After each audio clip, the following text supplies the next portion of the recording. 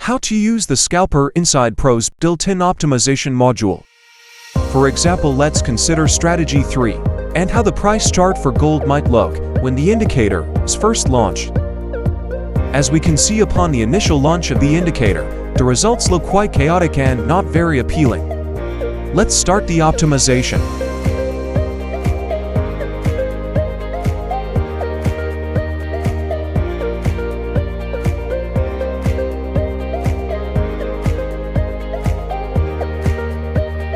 Let's speed up the video to save time.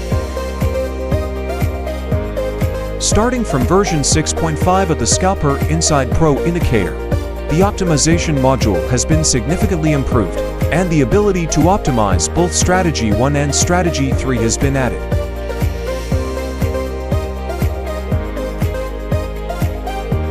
And here is the result we get after optimization, a completely different outcome. 93% win rate after optimization instead of 64% before. It's so easy.